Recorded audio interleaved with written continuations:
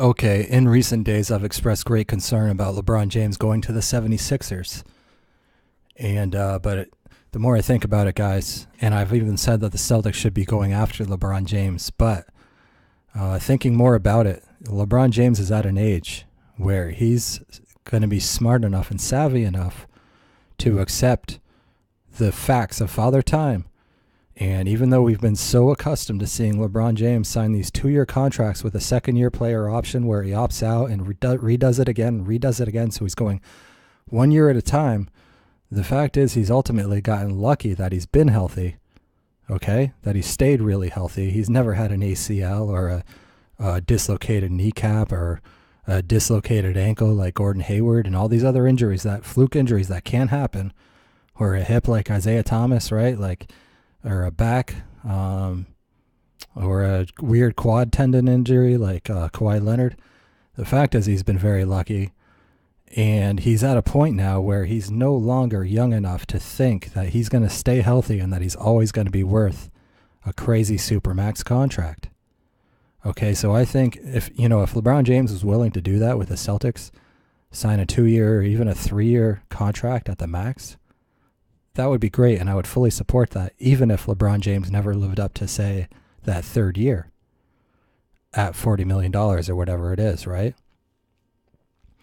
But LeBron James, he's going to be smart enough. This is going to be the year where he's going to say, give me a 5-year contract. Give me a 4 or 5-year Supermax contract. Just like Chris Paul is looking for that 5-year Supermax contract from the Rockets, right? And he's not taking anything less.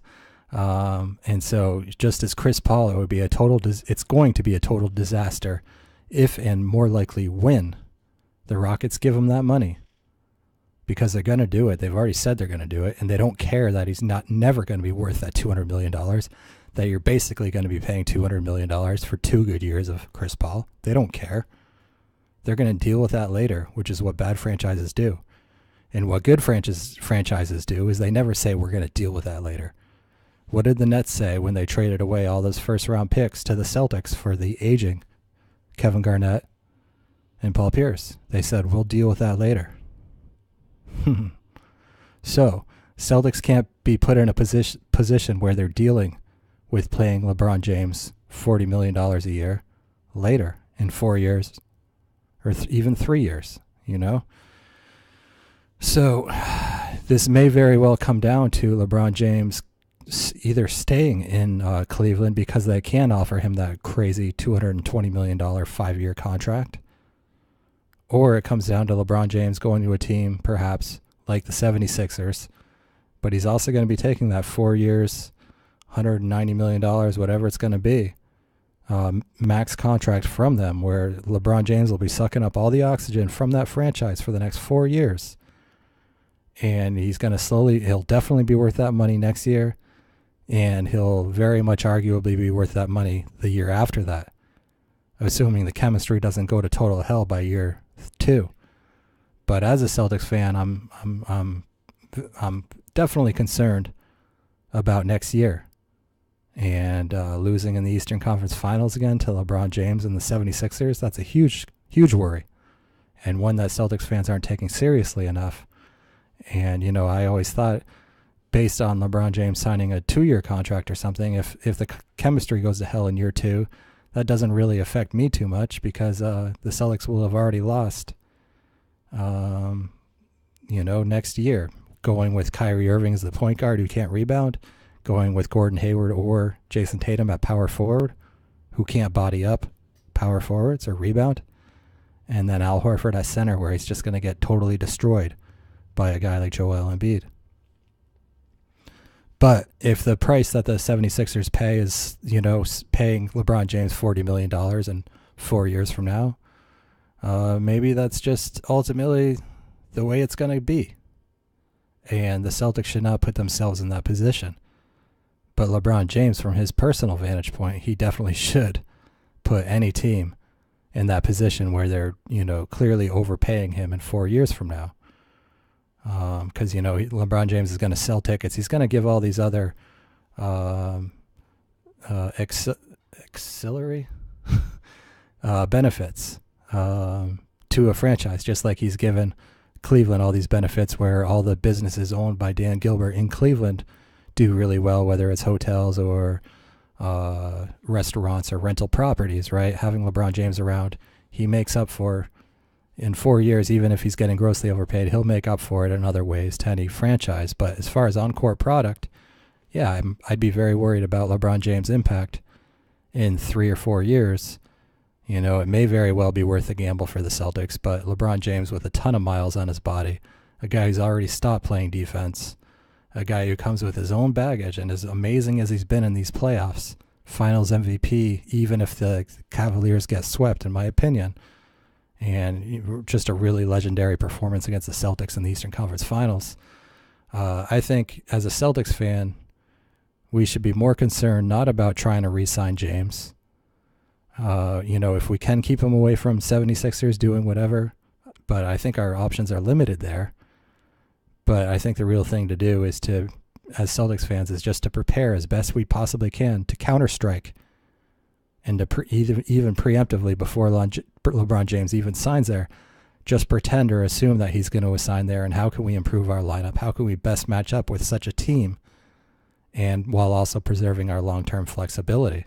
I guess that's just the way to go, and if that's good enough to beat LeBron James on the 76ers, then that's great, and if it's not, then that's ultimately just the breaks of the NBA.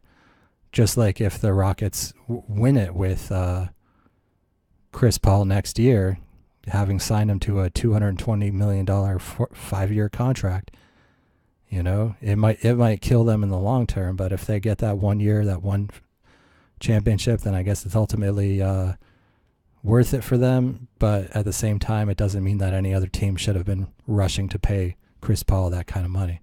So we got a little bit of a dilemma here for sure. But in my opinion, the way to go is to still just preemptively assume that LeBron James is going to go to the 76ers and to build the best team possible to counteract that move without offering LeBron James any more than a 1, 2, or 3-year contract from the Celtics.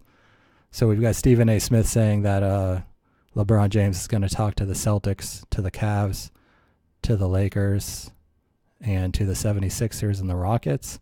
But Stephen A. will say anything just to get attention, in my opinion. But he did work for the Philly newspaper there for a while, and so he does have a lot of contacts there. But, what does that really do? I don't know. I do know that LeBron James representatives have toured a prep school or a private school in Philadelphia over the All-Star break. So he was already thinking about Philadelphia and exploring moving there and researching it as far back as the All-Star break. His favorite player was Allen Iverson. His favorite NFL player is the Eagles quarterback, and I'm sure going to Eagles games in the off season is going to be much more enjoyable than going to the Cleveland Browns games. LeBron James is a big football guy. And then you got the championship culture of the Eagles right now, having won the Super Bowl, looking to repeat next year. They can try to become the new city of champions with LeBron James right there. And he'd be only 2 hours away from New York City and all of that big media market. And even his wife has a good friend, Lala Anthony, living in New York City, and who knows who else lives there that they're friends with. So there's a lot to be nervous about. Anyway, guys, I just want to say that paying LeBron James a crazy 4-year contract probably wouldn't be worth it in the long run for sure. And then you get all the other factors, one of which being, as Celtics fans, we don't even really like LeBron James. So at the same time, guys, keeping LeBron James away from Philadelphia and signing him ourselves, it would, there's something to be said for that. But it would disrupt the whole team. It would just, their major moves would have to be made. And if it's not Kyrie getting moved away, then it's probably not worth it. And I just want to throw this out there. Let me know what you guys think. But, at the same time, even LeBron James in 4 years, I'm sure he can do something. I'm sure he can average, 20 points a game and 10 rebounds and 10 assists, triple-double, without necessarily playing defense or scoring 40 points. Is that worth $40 million? Probably. When you consider that Gordon Hayward is making $32, $34 million a year, right?